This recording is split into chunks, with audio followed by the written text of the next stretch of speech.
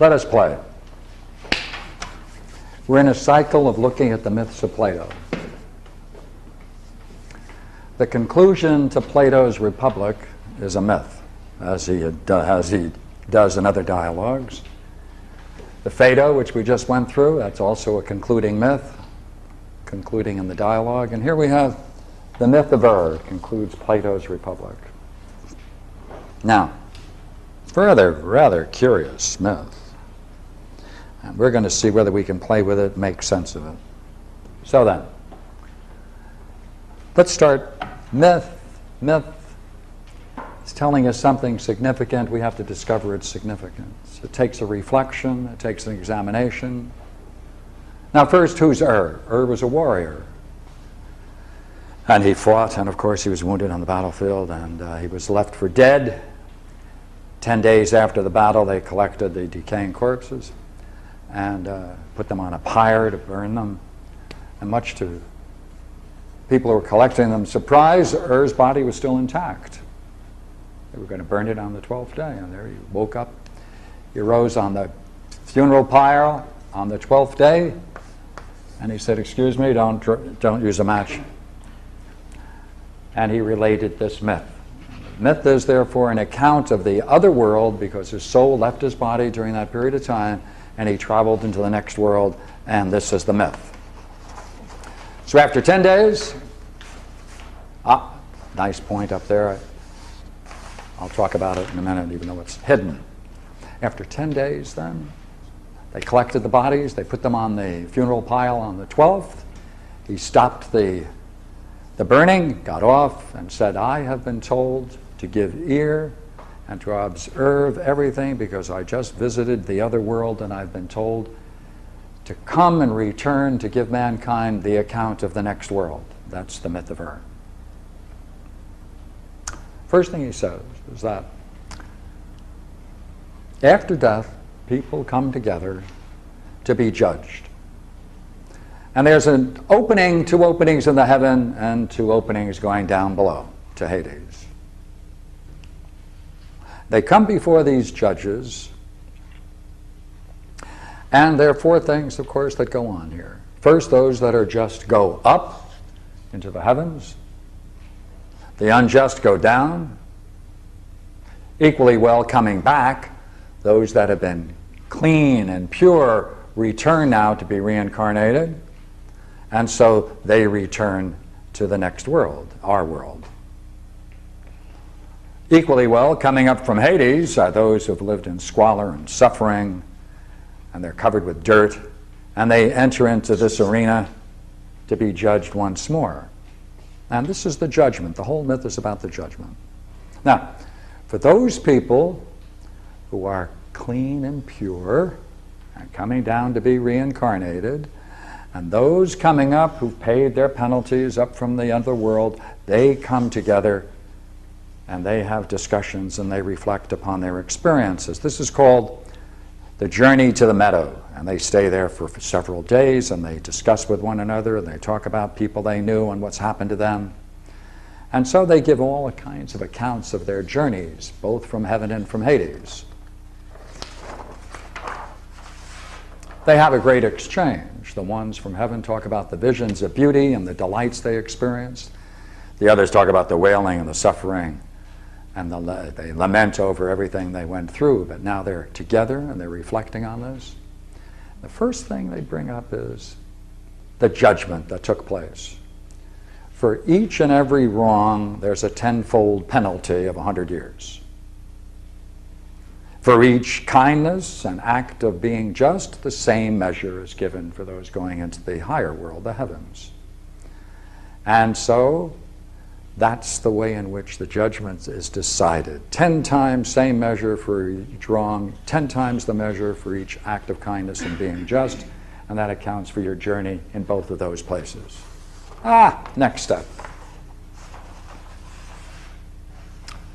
But some people wanting to come up, the unjust, if they haven't paid their penalty, then this opening turns into a deadly mouth. And as they approach it, it closes. And since they haven't paid their penalty, a certain number of very strong things come along and hurl them down into Tartarus until they finish their penalty. So especially the incurable, when they're seen, then they're pushed down into Tartarus, which is that conic section that runs all the way down into Hades and heaven. So they go down and descend into the deepest part of Tartarus. And equally well, those that lived a good life, of course, it's opened up and it smiles and it allows access into that great meadow. In the meadow then they spend 7 days, each group is there for that period of time, and on the 8th they rise and they make a journey, 4 days journeying now, to a shaft of light, pure light, brilliant. And it runs through the entire universe. So this now is going to run through everything, all the heavens, everything, this shaft of pure light. From its extremities, there is something else that takes place. It's called the light. The most central part of it is called the light of the girdle of the heavens. It really holds everything together. It holds the universe together. It is the basic construction of the Tyrians, the great battleships in those days built by the Greeks. It's that central piece that's put in there which everything joins to it. Now this thing runs through it, of course. Now that's really interesting. The name is the spindle of necessity. Now I like this word because this is going to play a major role. Necessity, fated necessity. Because we have to see how much of this is really mechanical. Now, around this, of course, the spindle of necessity, are the orbits of the planets. And he gives a description of each one of the planets and the relative distances from each one. And the way in which it moves creates this curious feature which he talks about as a series of boxes that you can put one into another,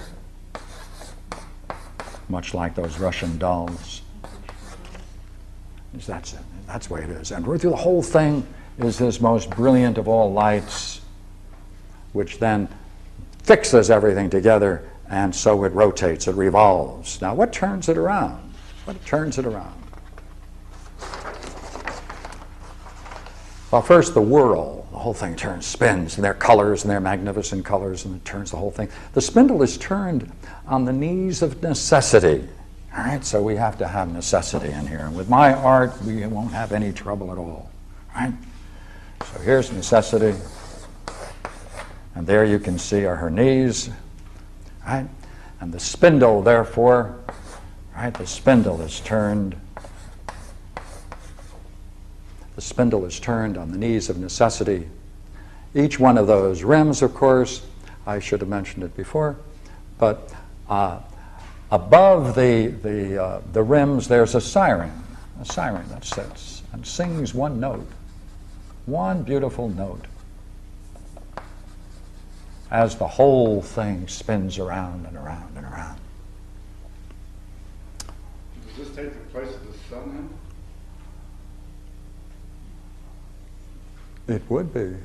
The only difficulty, that's one of the big problems in Plato. You see, if you get into the Timaeus, it appears that if you go through the mathematics, people who are expert in this field say that the only way he could have constructed that was with a heliocentric hypothesis, not the geocentric theory. Right. And the man who did this is a man by the name of Tailleferro, who's a very fine mathematician, philosopher. And he gave a proof. And it matches some of the old stories among the Greeks that the idea was out that the sun was the center of our solar system, and people would chase the people who believed it down the street and throw cabbages and everything else at them because they thought they were crazy. Because after all, everyone can see the sun going down. You go down the beach and you can watch it going down. You ever see that? Sure. I mean, you can't be mistaken about something that big. I mean, if you like evidence, physical evidence. So, yes, that raises that issue. So let me just acknowledge that and go on. Right? Now, from each of these 8 that spin, there's a whirl, and a sound is produced. So one note comes from the siren, and each of these produce a note, and that's called the harmony of the spheres.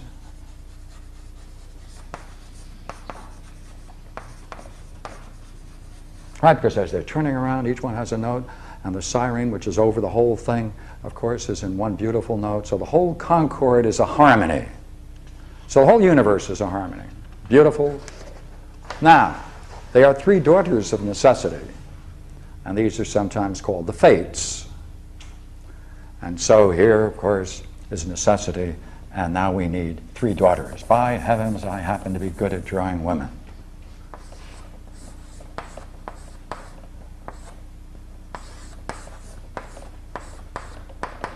Each one so beautiful it astonishes those people who observe them, right? But when you have talent, you have to show it. So there's the three, right? Of course, you know them. Lachesis, which is the fate of what is past, right? Clotho, the present, and Atropos, of course, is the future. Each sings in unison with the sirens, and they all turn the spheres, and that's what makes the entire universe move with such beauty and sound. Laches, however, now plays another role, major role. Laches, we will put here. Lachesis, sometimes they call her, right? And she has on her lap, right, all of the patterns that men may choose to determine their next life, and what are called lots. Because there's so many people going to be reborn, that they have to be given a time in which to make their choices. So if they distribute lots, you look at your number, oh, you're in the fifth lot, then you have to wait for the fifth group to make the choice of what kind of life you're going to live. So therefore, it's a combination of patterns and lots. Now, what's interesting, of course, is there's a prophet. And we'll make a prophet here. And he chooses those, he takes those, and he then distributes them. First, just the lots, he distributes the lots, and they fall just about where each soul is, so you don't have to do much, just reach and pick it up. And what's important about that is the statement Plato makes. He says, look here, she says, now this is her, this is Lachesis says, no divinity shall cast lots for you. You choose your own deity. Deity, remember, we're going to use that term later in another way. To whom falls the first lot, select a life to which you shall cleave of necessity. Right? So, look here. Pick up your lot. Now you can choose which lot, the patterns, and you cleave to that of necessity. So if in this beautiful picture, of course, you can see a soul, right? And if he chooses, he gets that lot. He waits for his time to choose one of these patterns.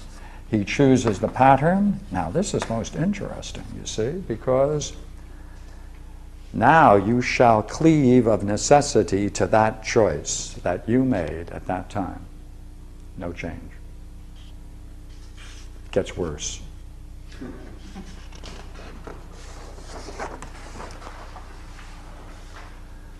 And now the Laches says, the blame is on him who chooses. Because the choice of a different life inevitably determines a different character. Your character comes from the choice you made of that life. That's how you get your character. So the pattern, that becomes a particular life you choose. That life you choose determines what kind of a character you have. Fixed. And then she says, look here, even if you were to make if you were in the last lot, and if you had to make your choice of what kinds of patterns you're going to choose for your next life, even if it's the last, Plato says, if you choose wisely and live strenuously, then there's reserved for him an acceptable life, not an evil one. What do you need? Wisdom to choose, right? Even if last, if he chooses wisely and lives strenuously, that's a very, very important point. And matter of fact, we should have spent a little more time last week when we did the Phaedo on this idea of strength. He has two ideas, you see. He says that the reason man's condition is so terrible, the reason why man is in such a terrible condition, has nothing to do with good or evil. It has to do with two things. He is sluggish. That's his problem. Nature, man's sluggish. And weak. Feeble, he calls it feeble. Translation is feeble, but it's weak. Weakness. He doesn't have sufficient strength. That's man's problem. Now, sluggish means not that you can't move, but that there's a very low rate of change. Right? Now, equally well, you have to have a certain degree of strength in order to play this philosophical game. Why? Last time we spoke about the fact that the most interesting thing about the nature of reality is that it is beauty itself. It is ultimate reality.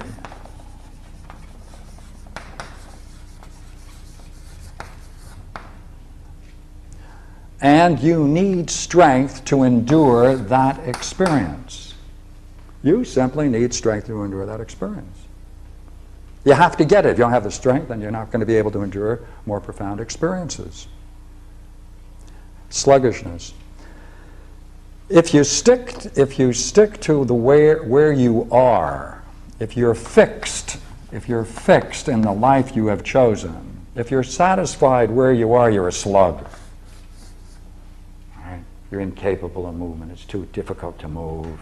Right? When you ever have to try to break through and try to live more meaningfully, the first thing you recognize is that all your vows are difficult to make. I mean, not difficult to make, difficult to keep. Right? We're sluggish. Somehow we're pulled back by some strange psychic gravity to stay in the condition we've been in. So there are two things you need for this philosophical and psychic growth. You need strength, and you need a certain kind of strength that will propel you and allow you to make these kinds of transitions into more meaningful ways of life. That's why when we talked about last time, there's a kind of yoga that takes place in the Phaedo that we talked about in the afterworld. So I just wanted to mention that now and keep on going, all right? Okay. Now, therefore, if the person chooses wisely and lives strenuously, if they have the strength, then they can grow. You need psychic strength, and that's why, of course, they're the yogis and the Bhastika and the Kumbhakas and all the yoga breathing exercises, which we saw last week, matches one of those interesting states that is in the myth and the Phaedo. All right. Now here's the problem. Here is the problem. All right, so this is all background. Let's get the problem out. All right, so this is all background. Let's get the problem out.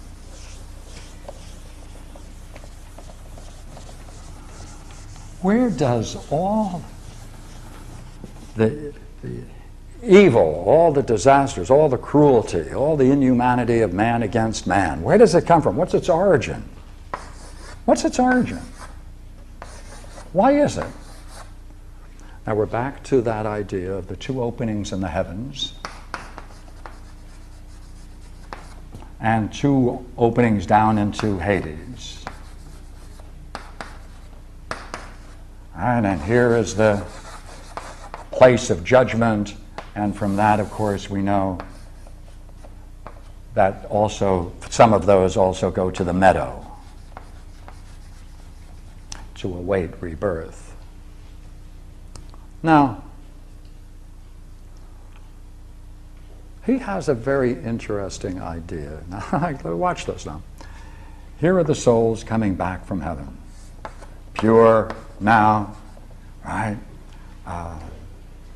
Purified, and so they come return, time now for rebirth.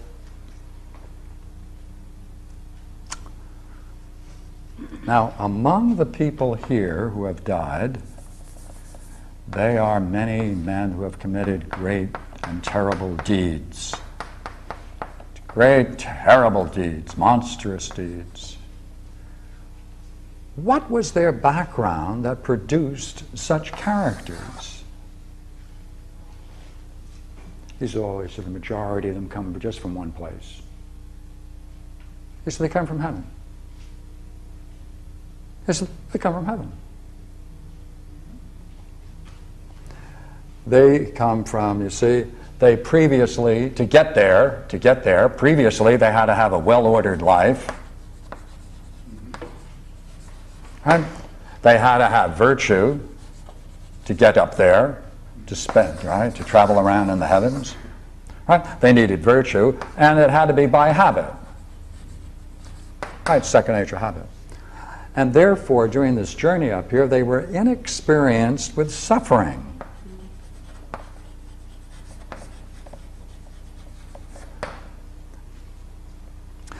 And therefore, you see, they got this state, a well-ordered state, and they got the kind of virtue that allowed them to gain access into heaven, but without philosophy.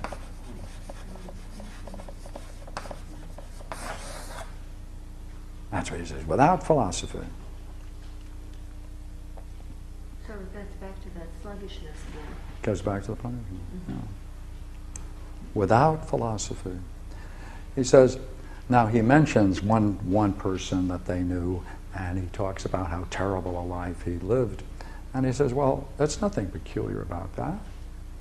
He said, because this is just a kind of psychic balance of rewards and punishments. You just come back, you lived a terrible life last time, they get a good life this time.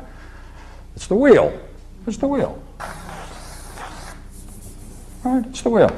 So then you go down into Hades and you come back Yeah. and make the transition. Yeah, and he says, hey, all the tyrants were previously in the heavens. That's right. He said, because when you take a look at them, he said, notice what kind of people they are. They have to be very clever, they have to have good memories, they have to have good thinking, they have to have courage, they have to take all kinds of risks. They're the ideal type of man. They just chose the wrong life. Right. Well, if they had all of those good qualities, where did they get them from? They must have then brought them with them from a higher life. The only problem was they chose the wrong kind of life with the qualities that they brought with them. So he says, look, the majority of those who are in this class of people that lived very wicked lives were those, therefore, who were caught without philosophy. Now, what does that mean? Let's go see if we can get it a little better. What is he saying? He's saying, those people, you see, we might expect that those people coming back up from Hades may not have been purified. There may have been some residue of something they really hadn't paid off. No, they come. The worst of us come from the heavens, not from unfinished consequences of Hades.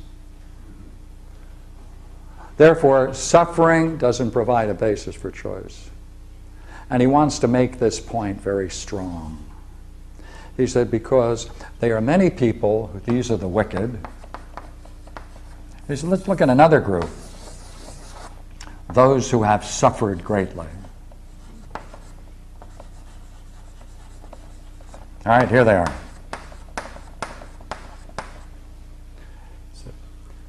Now he's and is speaking at this point, and he says,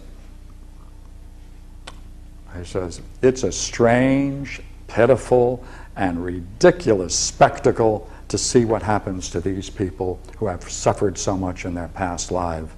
Because when they reach out to pick a new life, they're guided by their suffering.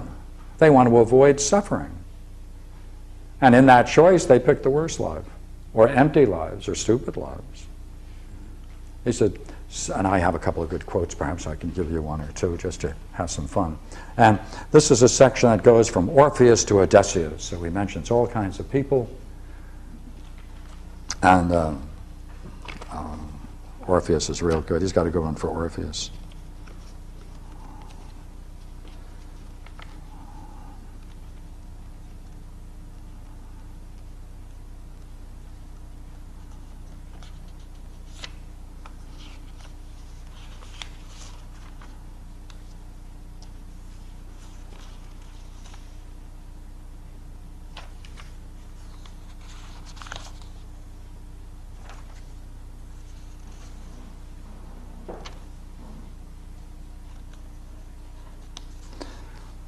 saw the soul that had been Orpheus's selecting the life of a swan, because from hatred of the tribe of women, owing to his death at their hands, he was unwilling to be conceived and born of a woman.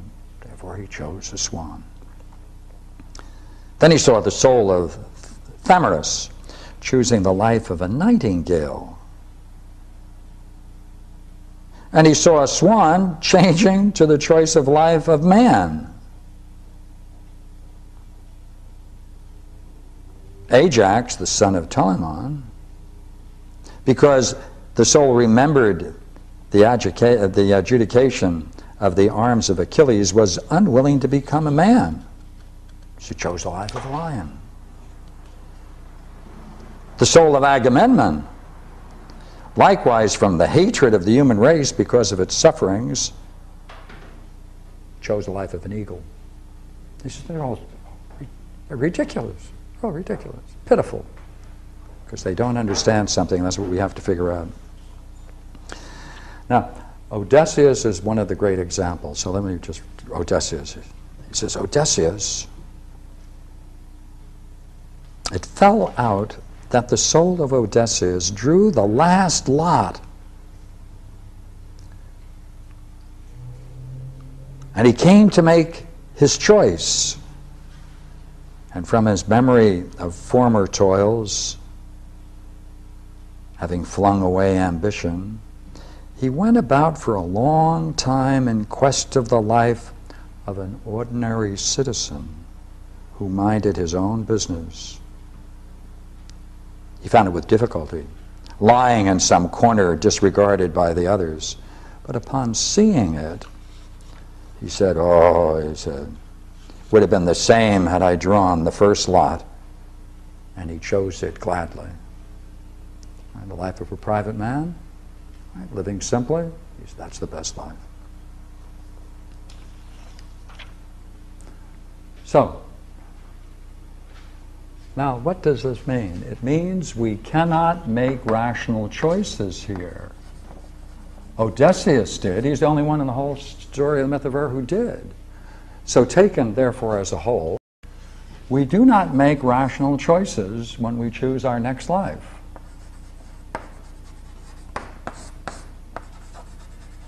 Right? We're incapable of making a rational choice.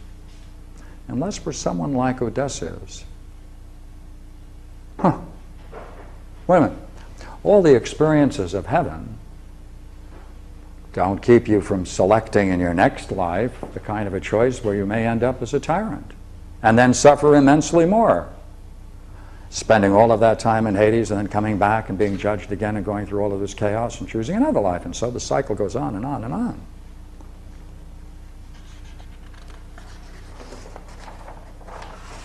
Well, once you get, now we're going to see whether we can accent the problem now. Once you get your particular lot that allows you to make your choice, and after going around, if you choose the particular lot you have, then Laches seals it in. They go before Laches again, and she seals it. And she sends a guardian. Now this is most interesting. Look here. She sends a guardian with each soul, kind of a guardian angel, but a peculiar one. Because it's going to be a guardian of the life you chose. Wait a minute, what does that mean?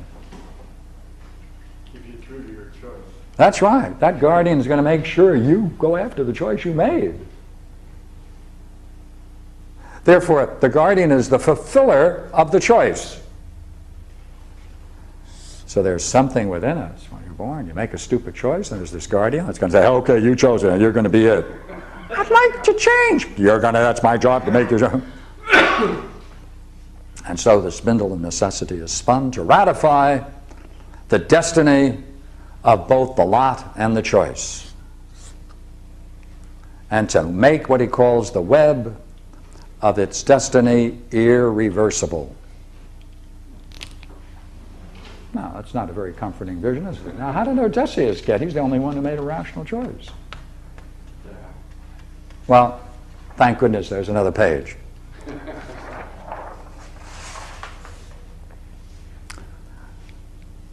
This is really curious, you see, because he now has this doctrine of the mean.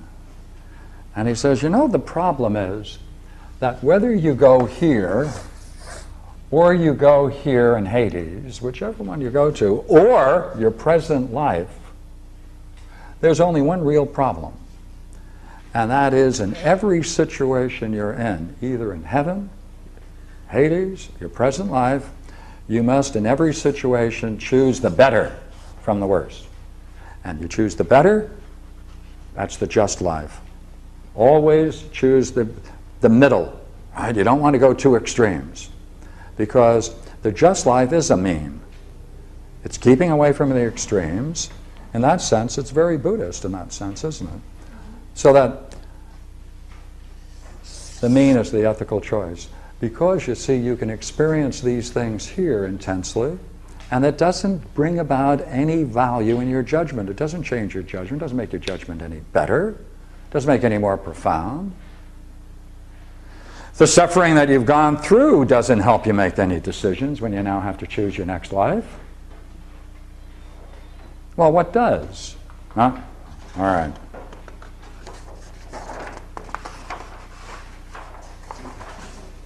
There's another guide. Can I ask questions as we go along? Sure, Save sure, them at the sure, end. sure.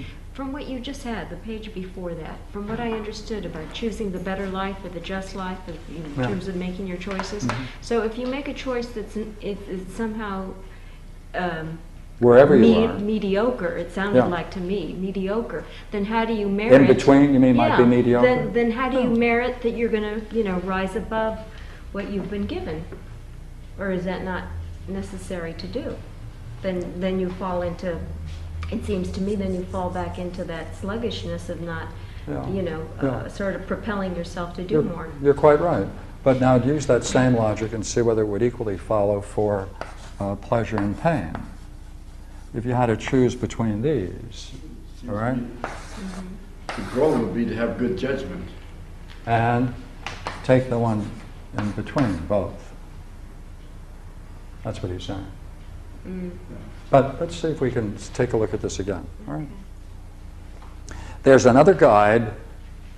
There's an entirely other guide that's outside of the myth. There is a feature in it, outside of it, at the end of the dialogue. Socrates then comes back after telling the story. And I'd like to go to what he says and then go back into the myth to another part. Okay, let's go back into the myth.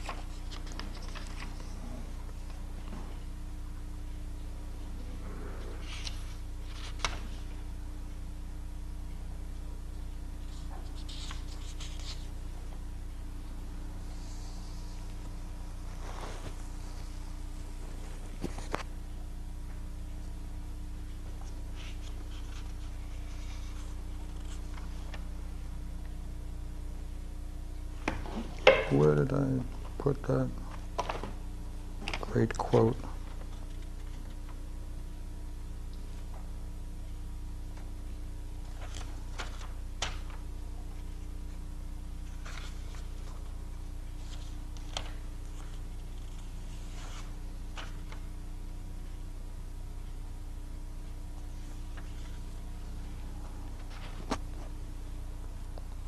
I'm now going to read the last two sentences in the Republic. The third, let me put three in. And so Glaucon, who's the chap he's talking with in the Republic, the tale of was saved, as the saying is, and was not lost. And it will save us, if we believe it, and we shall safely cross the river Lethe, which is the river of forgetfulness, and keep our soul unspotted from the world. Now here it is. But if we are guided by me, we shall believe that the soul is immortal, capable of enduring all extremes of good and evil, And so we shall hold ever to the upward way, pursue righteousness with wisdom, always and ever, so that we may be dear to ourselves and to the gods, both during our sojourn here and when we receive our reward. But if we are guided by me, we shall believe the soul is immortal. Of course, that's what he tried to prove in the Republic and in the Phaedo. Capable of enduring all extremes. Capable of enduring all extremes. And so we shall hold ever to the upward way and pursue righteousness with wisdom. Well, where do you get the righteousness and wisdom in this story? It doesn't appear to be there. Well, I have an answer to that.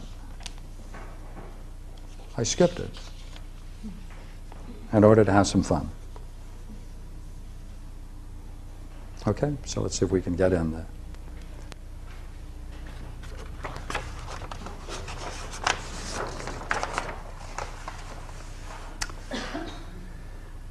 He said, and now I'm going to push this a bit, all right? Because of the condition as described in the myth of Er, there's an urgency. And the urgency is that you have to learn how to make proper choices. But there's nothing in the myth so far that can allow us to decide on how to make the better choice. Well,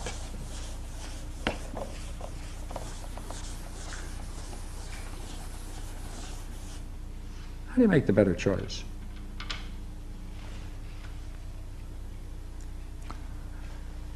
He says you have to find someone.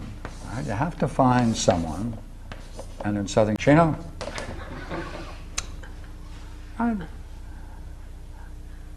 Because you want to be able to find someone who can give you, right? Give the person, the ability and knowledge to distinguish the good life from the bad. You have to find someone who can give you both the ability and the knowledge. Curious kind of knowledge. Right? It's the knowledge to distinguish the good life from the bad, obviously. Right? To distinguish it. Always, everywhere, both now as well as hereafter. And the point is that we must always choose the best that the conditions allow. That's his standard.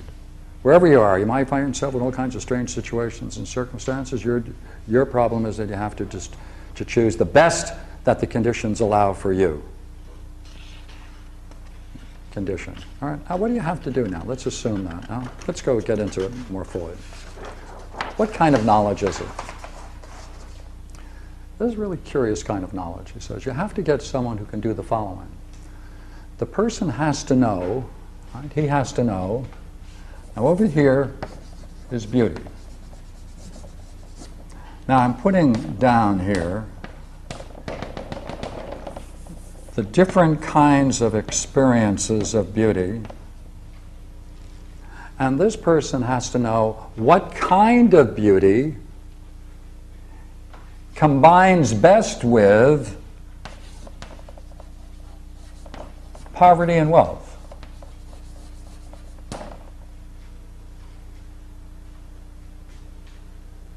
Combined with the habit of the soul.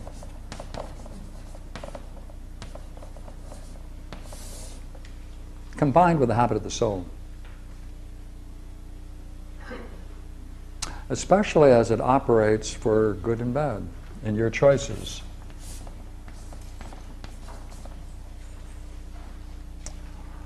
You want to be able to talk to someone who can tell you how all of this is affected by high and low birth.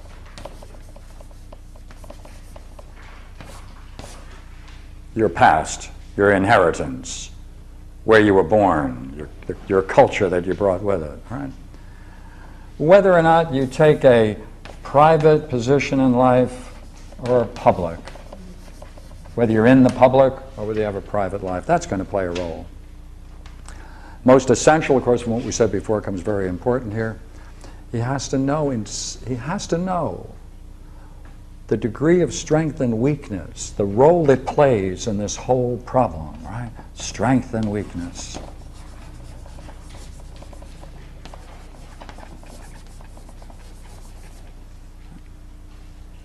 And the role that, I could put it in many ways, but essentially a quick mind and dull. And that's the goal. That's what you have to do. And while you do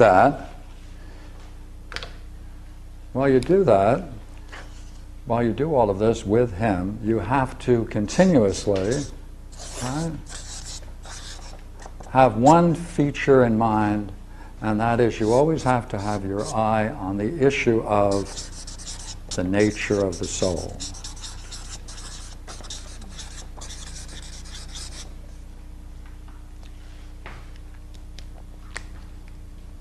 So, now let's go back.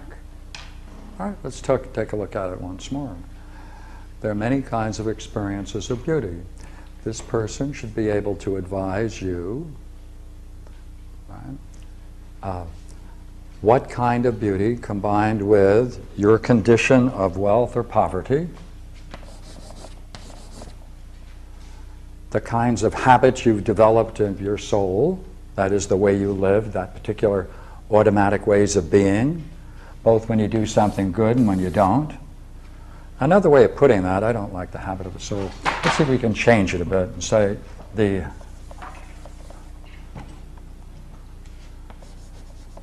habitual way of the soul's functioning, the way you function.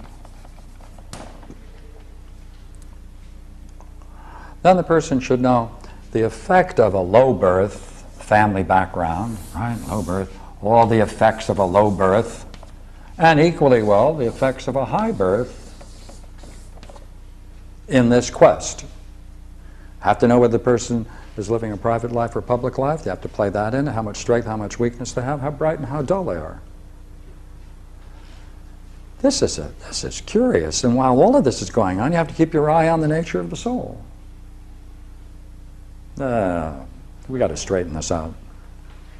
Right, now that we have this, the method, let's look at it again.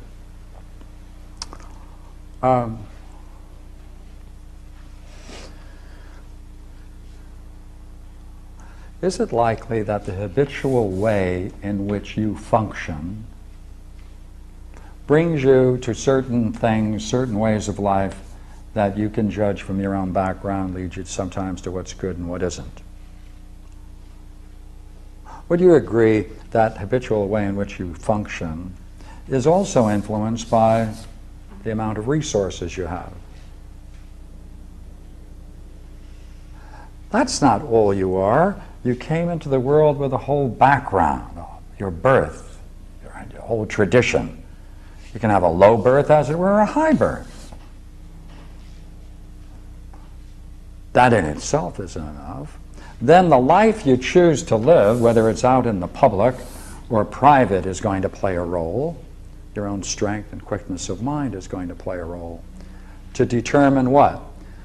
What kind of beauty can best be mixed and can be combined with what kind of poverty and what kind of wealth or your resources that you have, right? With the habitual way in which you're functioning. So let's see whether we can draw a picture. We would expect this person then, presuppose there is someone who has this kind of knowledge, all right? Along comes you, all right? You have a quick mind, or you wouldn't be here tonight, all right? You have a certain degree of strength and weakness, whatever that is, all right? Let's kind of put a measure there, all right? A certain quantity of, let's call it quality of vitality. That's a better way to put it. How about enthusiasm? Oh, I'll put that in there with vitality. That's a good one to put in, right? All right, you come, right, and you have a certain degree, a quality of vitality about you. Right? All right, so you're right, quick mind, right? Therefore, you have a certain quality of strength and weakness, all right? If you have time to live a private life or you're out in the public, that's going to play a role, because obviously if you have a private life, you can do more introspection than you likely could with public, or you'd have to reserve a certain amount of time in order to do the reflective side if you did leave a public life. So let's say you have sufficient private time, let's call it that. All right, if you have sufficient private time, then you can engage in what we're going to be doing. All right, now you're going to have to deal with your own past inheritance in terms of where you came from, your birth, your background. Right? That's going to play a role. And with it is going to be what you have developed as a habitual way of being. All right, so your personal way of being.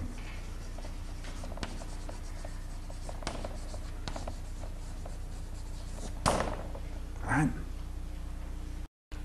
And with that, of course,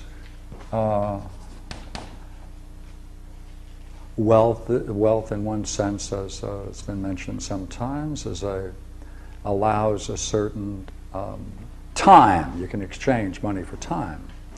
Right, wealth, poverty. Because if you don't have enough money, you have to work. You have to use your time to buy. You have to use your time to buy substance, to provide yourself with existence, and therefore money allows a certain degree of freedom if used wisely. All right. Now, there are all kinds of beauty. Let's go for the top, right, which he calls bliss. Therefore, this person, therefore, should be able to look at you and say, let's take a look at you now. Let's see. You have certain abilities, and this is the assessment of where you are. Right? And now he has to then be able to direct you to these kinds of beauty. We picked the highest one, bliss.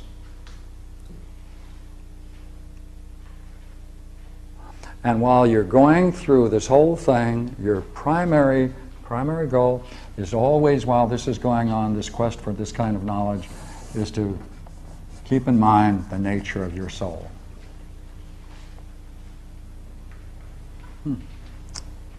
So I could read you now a section and see if we did any damage to it.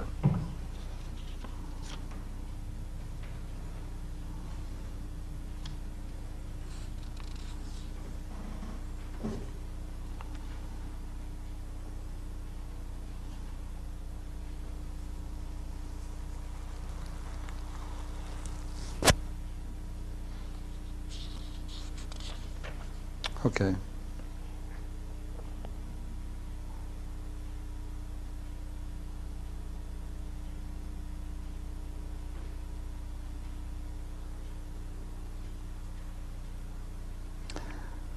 And whoever took up a lot saw plainly what number he had drawn. And after this again, the prophet placed the patterns of the lives before them on the ground, far more numerous than the assembly. They were of every variety, for there were lives of all kinds of animals and all sorts of human lives, for there were tyrannies among them, some uninterrupted till the end, others destroyed midway, and issuing in penuries and exiles and beggars. And there were lives of men of repute, for their forms of beauty and bodily strength, and prowess and high birth and virtues of their ancestors. Of course, the same thing for women. But there was no determination of the quality of soul, because the choice of a different life inevitably determined a different character.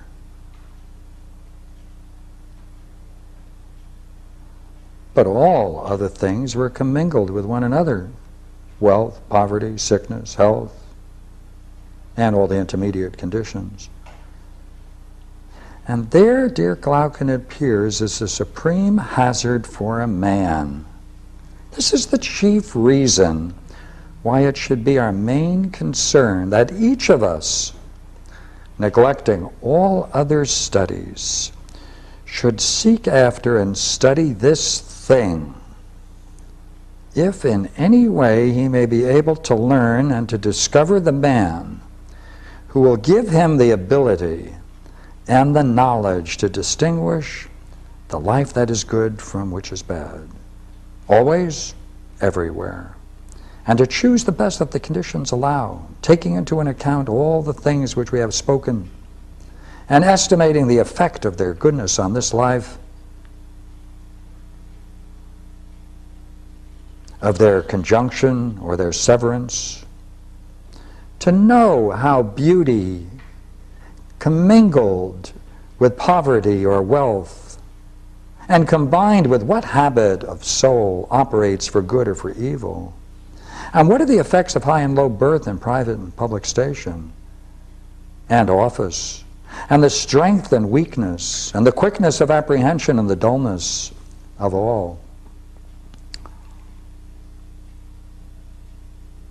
And similar acquired habits of the soul when blended and combined with one another, so that with consideration of all these things he'll be able to make a reasoned choice between the better and the worse life, with his eyes fixed on the nature of his soul, naming the worse life that which will tend to make it more unjust, and the better that which will make it more just. And all other considerations he'll dismiss, for we've seen that this is the best choice both for life and in death. So a man must take with him to the house of death adamine faith in this, that even there he may be undazzled by the richnesses and the similar trumpery that may precipitate himself into tyrannies and similar doings, and so work many past evil. So that's where so look here.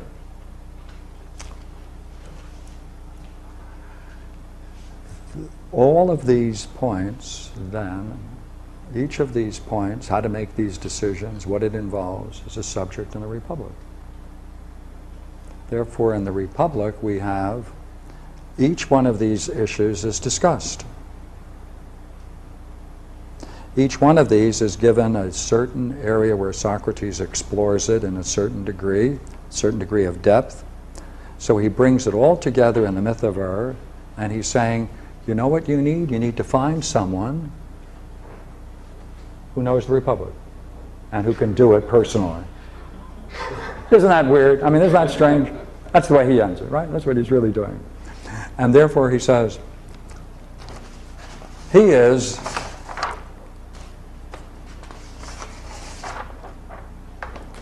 one more. He's the second guide. Because your first guide makes sure you're going to do whatever it is you chose.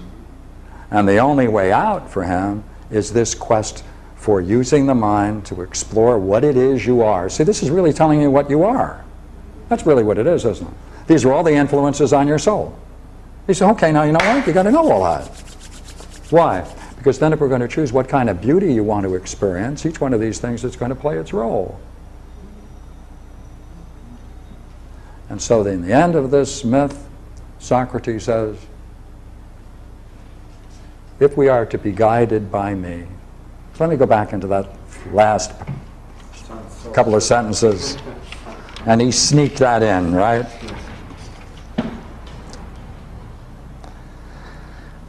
But if we are guided by me, we shall believe the soul is immortal, capable of enduring all extremes, good and evil, And we shall hold ever to the upward way, pursue righteousness with wisdom, always, right, so that we may be dear to ourselves and to the gods, both during our sojourn here and when we receive our rewards in the next.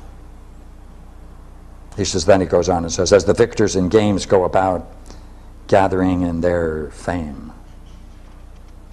And thus, both here and in that journey of 1,000 years, whereof I have told you, we shall fare well. And let's throw it open for some questions and play some with it. That's the whole myth of Earth. And this is really the subject of Plato's Republic, condensed, compacted into the end of his myth. Clever? Yeah, he's quite a guy. I know someone who read all of it. So what is it like being taken through this strange thing called the myth of Earth? Just a comment. In studying Chinese medicine, the goal was to develop good judgment, so you ate accordingly to develop your mind to have good judgment. That's what the chief. That's right. Same thing. Yeah.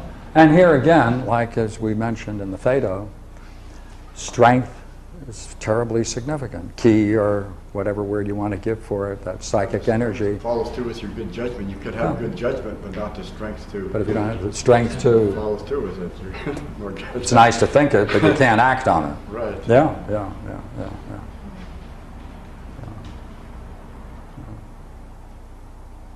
I enjoy it. So, yes? I like calling on her because occasionally she doesn't have anything to say. This is not too usual. So. All right, so what's the goal then? You have to find someone who can pull this stunt off. And that's going to be for him the study of philosophy.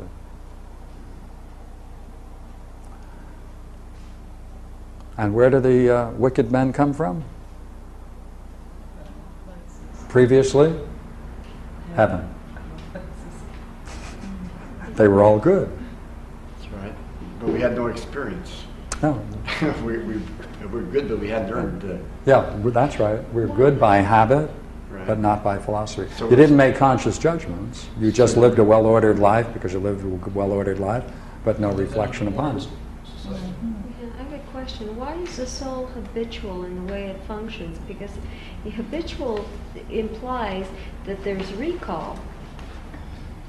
So There is recall? Yeah. Yes. So there's always this recall with a recollection of what's happened in the past with the souls, and that's why it performs in a habitual way. Let's make sure okay. Would you agree there is such a thing, or you've heard about it certainly, as an experience of bliss? All right. In order to reach that, is it possible that you're going to have to deal with the way in which you habitually function and the way you habitually try to seek some goal? That habitual way in which you function needs to be challenged because the way in which you function to reach that may not work. Because you have to know what kind of beauty mingles with all of this to produce that. So you may in fact be quite successful in reaching certain goals here, but now when you use that same strategy to try to reach this, it may be inappropriate. Could partially be working with the pattern, within the pattern that you were given. Keep going. You'd be working within the pattern that you pattern. had taken, still being forced by the first guide to maintain that pattern, but to utilize the pattern in a different means to attain a different goal. Well, okay. Here, remember, the habitual way is what you came with. Right. Yeah. Because the particular pattern that you choose is going to give you the character that you have. So that's already established. Yeah. So in this area, going back to one of your other diagrams, where the judgment in that middle section, that I kind of questioned about how you win, or get merits from that midsection. So in that section, you're not erased from your habitual way of your soul functioning? Yes, you are. You are. Because whatever happens to you, you pay it off, or you get rewards for the way in which your character expressed itself in your last life. Okay, character, not Yeah. soul. Pardon? Character, you said, not soul. Well, the character of the soul, one's character. Okay. But doesn't that nature in turn influence your decision then, as to where you go in the next? Well, I think the thing we're asking is, when they meet here in the meadow, because that's the meadow of rebirth, because this is the arena where they are then sent to various places, right? Yeah. Right. But those then that came up and have paid their dues, and those that have come down and received their rewards, they then journey to this meadow for 4 days, and that's the group we're now talking about. Okay. Right. So, okay, could you express it in terms of that then? Could you express the point you had in terms of those in the meadow? No, I had forgotten about the meadow. Yeah, okay. So that was- See, that in a way, this is, clarifies as it were, this is curious, very indeed curious, because this suggests, does it not, that it's a clean bill, a clean slate. And you pick up your character from the choice you make for your next reincarnation. Right, from the three, But while that's true, when I say true, I mean it's in the book, when he talks about that spectacle, that pitiful spectacle of watching people choose their next birth, they are still influenced by their prior existence. So it has both sides, you see. It has both sides, to be that's fair with the also- story. That also Yeah, clarifies yeah. what I said about habitual. Yeah, yeah. Well, there's a point of view that before we're born, we're experiencing this bliss.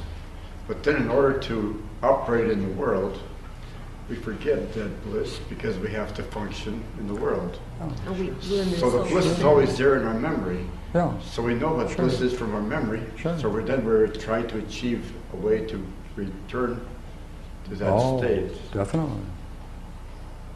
But sometimes we miss it because we make some wrong choices. We get And caught wouldn't you up in- agree what we're looking for, we should put, I think it maybe in the penny saver is the right place to put it.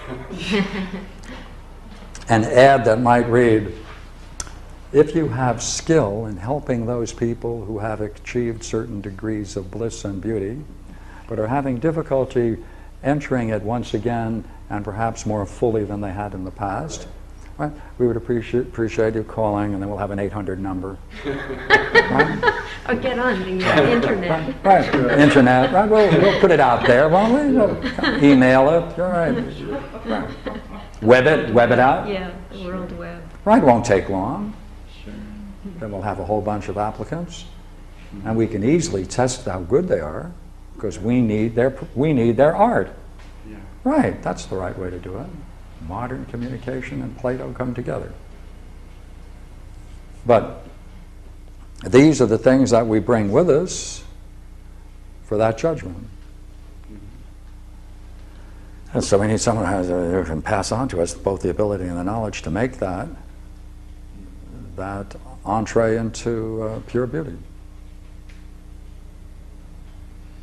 Sorry to make this so mundane, Huh? going back again. So I'm assuming then the guide changes with each rebirth, because the guide is there specifically for the lot that you chose. That's right. So when you guarantees fulfill, it, necessity. right? That's so, right.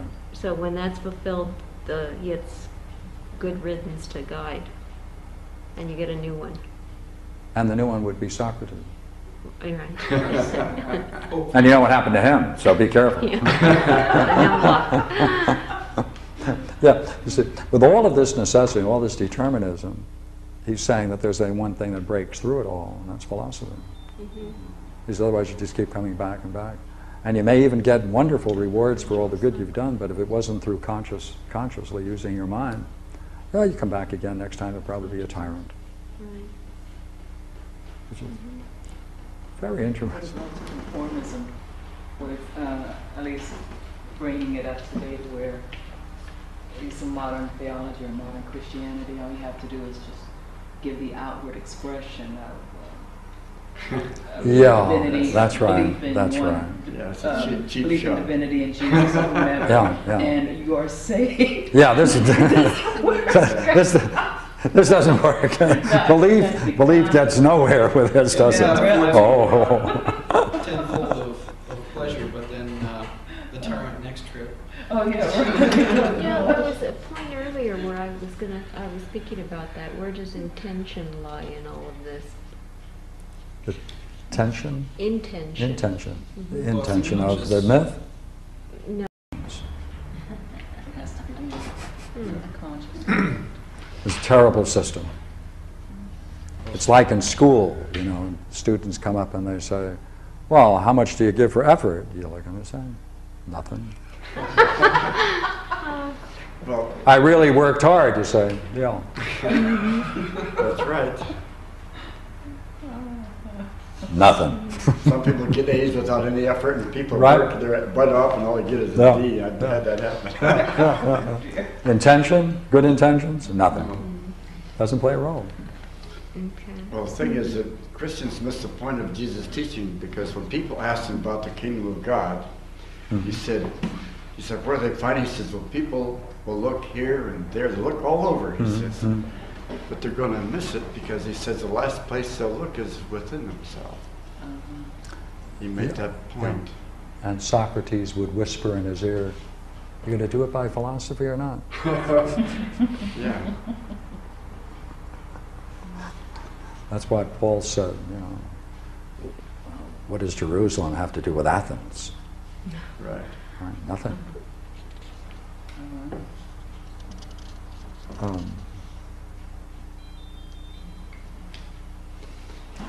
That's what bothered me about this belief system. You know, I was wondering, how could this intelligent being be so stupid as to be taken in by our belief systems?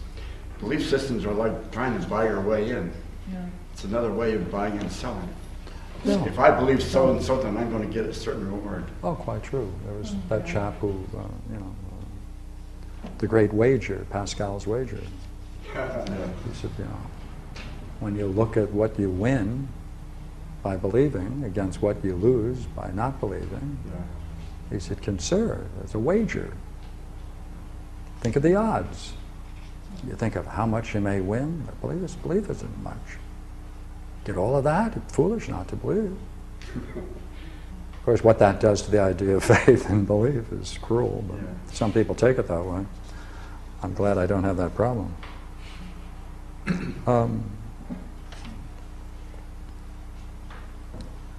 Let's see if I can... I'd like to just read that one section where he's talking to where reveals the purpose.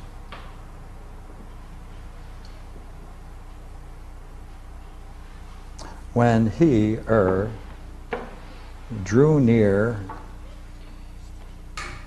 to this embarkation where people would then be assigned up or down,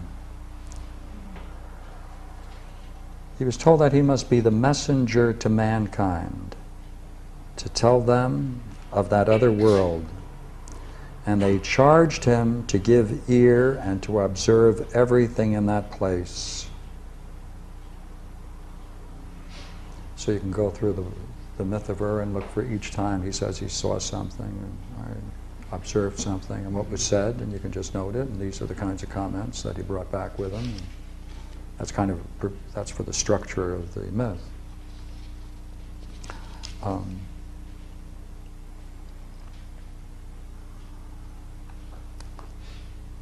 But I want to deal with one more thing. There's a curious problem now. I'd like to raise it. It's not enough then to experience in the heavens the highest kind of beauty. It's not enough. Look, let me give you a section.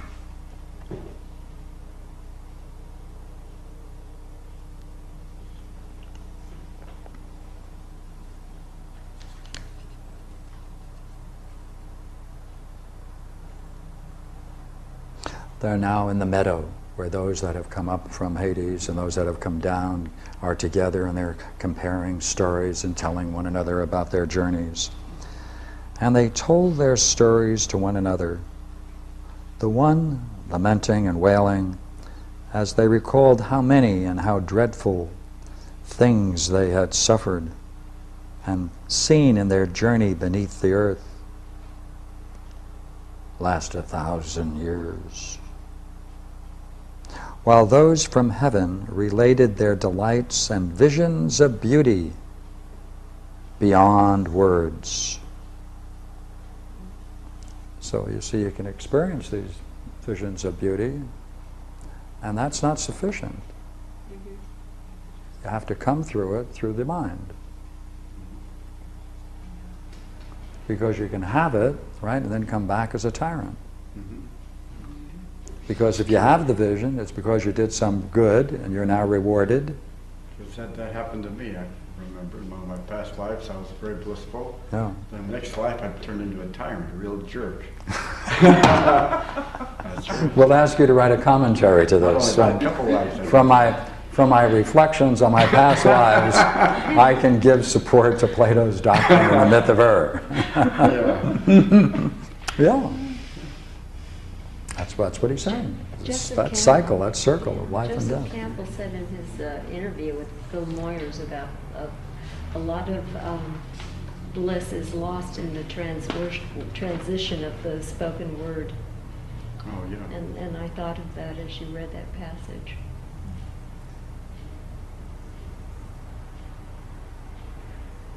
Yeah. Yeah. Meaning that I think Interesting that guy, somehow, Joseph that, Campbell. that somehow Pardon me? that language, although we use it as a means to sort of like identify things, it sometimes loses its potency in terms Right. of experience. That's right. As soon as you start thinking about your bliss, you lose it. That'll do it. Because bliss is beyond Oh, thought. I'm having a good time. What did you say? Are you doing it or talking about it? Yes, I'm talking about it. There it goes. Yeah. Yeah. Don't remind yourself what you know. Bliss is You living- don't need it. Bliss is living in the present, and thought is living in the past. So as soon as you're... Well, good. I enjoyed going through it. Yeah, it's very Thank you very much. Appreciate it, your attendance. Yeah.